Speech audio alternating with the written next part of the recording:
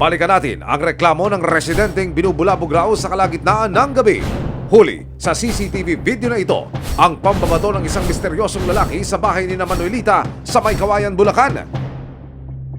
Ang hinihinala nilang pinag-ugatan ng panggugulo, ang pagrereklamo nila sa mabahong amoy mula sa pabrika ng fiberglass ng kapitbahay nila na siyang naging dahilan ng pagpapasara nito. Simula po nung nareklamo ko yung pabrika nila, gabi-gabi po kami nakakaranas ng pambabato. Ang ginagawa po namin, lumalapit kami sa barangay, nagpapablatter, pero hindi po siya naibablatter dahil wala daw po kaming katibayan na sila nga po yun ang babato. So, ang nangyari po, nabablatter lang siya is may nambabato lang sa amin. Yung pabrika lang po talaga kasi po, nagkakasakit po kami, hinihika kami mag-ina sa amoy ng fiberglass. Paano nyo ilalarawan sa ating mga taga-subaybay yung klase ng amoy na nalalanghap nyo?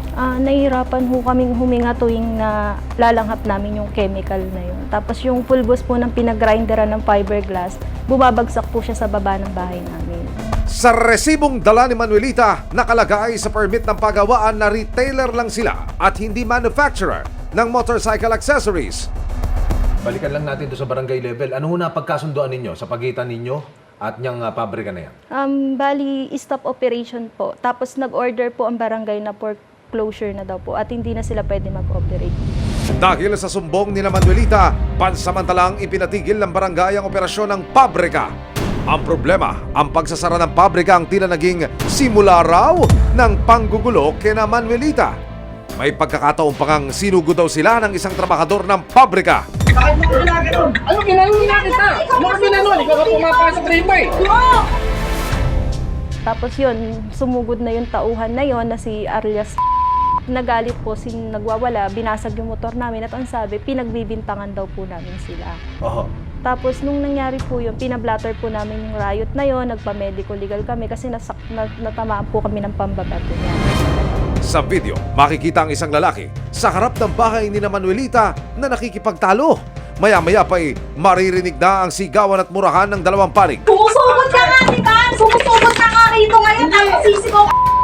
Sige, Ano? huwag nang gagalit Sige! doon. Ano? Ay, kaya mo ako! Kuya! Tumawag ka na ng barangay, bilis. Sa isa pang video, makikita naman ang barangay tanod na umaawat na sa lalaking sumugod sa bahay ni Manuelita. Anong ginagawa mo? Hindi! Bakit siya umahanda? Natatakot po ako baka may mas grabe pa po silang gawin sa amin. Pero hindi pa pala rito natatapos sa kanilang kalbaryo. Nang minsang umalis ng bahay si Manuelita, ang motorsiklo naman nila ang pinagdiskitahan at sinunog. Parang yan yung tinataniman ng bomba ng mga terorista. Yes po. Nung una po, binasag lang nila yan kasi nirayot kami. Ayan lang po siya. Tapos nung wala po kami nung May 4, naabutan po namin pag-uwi galing kaming PGH kumuha na medical legal. Sunog na po siya. Binasag din ang salamin ng kanilang sasakyan. Dito po sinunog yung motor namin kasi nung nirayot po kami nung April 23, nung nasira na yung motor, dito na po namin pinark. Tapos, dahil hindi na nga po siya gumagana, hindi na nagagamit, tinabi lang po namin siya. May 4 po, pag-uwi namin ng umaga, sunog na po yung motor. Gayunman, walang nakikita o nakasaksi sa ginawang panununog. Agad nagtungo ang resibo sa May Kawayan para mag-imbestiga. Nahanap namin ang bahay na nasa CCTV. Pumayag na magpa-interview sa resibo ang may-ari ng pabrika na si Jeneline Mabasa. Todo tanggi siya na may kinalaman sila sa pambabato kina Manuelita. Wala kami kinalaman dun. Yun sa pambabato matagal ng issue. Tapos handa naman kaming harapin yun sa barangay or sa korte kung aabot. Pero sino ang lalaking nakuna ng video na nasa pabrika at nagbato sa bubong? Multo? Paliwanag ni Jeneline, nasa ibang bansa sila ng araw na nakuna ng video. Hindi rin daw nila alam kung sino ang lalaki, maging sila raw nakararanas ng pambabato. So ito yung bubungan namin, which is na binabato din nila. Ayan, may mga bato pa dyan na makikita, may mga bote. Tapos one time, nung naghagis ng bote yung lalaki, bumagsak dun sa kabilang bahay. Which is nabubog pa yung isang tenant. Kaya hindi na din namin masyadong kino-complain pag ganyan. Kasi baka mamaya hindi lang bato yung ihagis or hindi lang bote yung ihagis sa amin.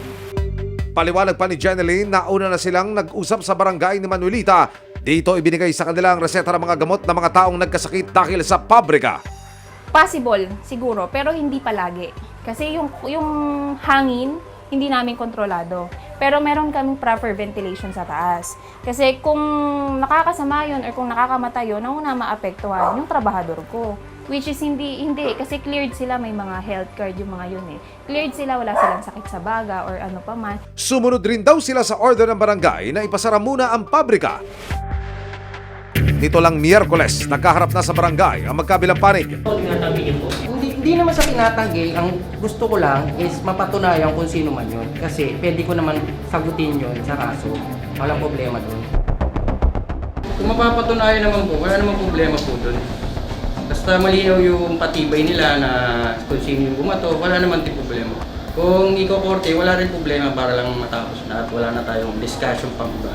Kung magpapapati sila dito, wala naman din problema. Kung ayaw nila, wala rin problema. Para wala na mahabang discussion. Sina Manuelita, desidido raw na magsampa ng reklamo. Ngayon po talaga hindi po sila mapag-aayos, wala po magagawa si barangay kundi magbigay po o mag-issue ng certification to file action po sa magreklamo. At pagkatapos po nun, sila na po yung mag-aakyat o sila na po yung may karapatan na maghain ng reklamo sa hukuman.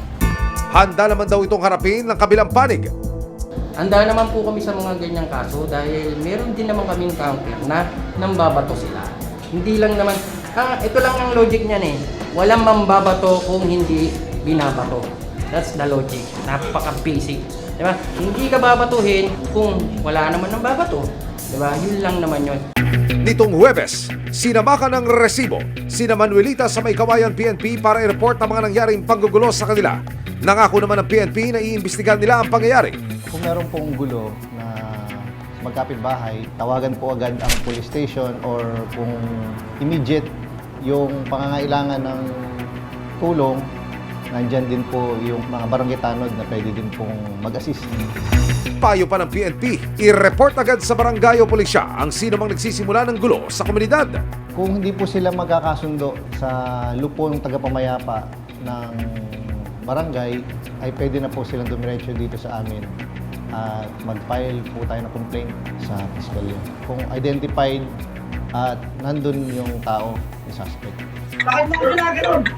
Ang magkapitbahay dapat ay nagtutulungan, pero sa mga oras na perwisyo na ang dulot ng kapitbahay nyo, huwag mag-atubiling magreklamo dahil ang batas hindi papanig sa abusado.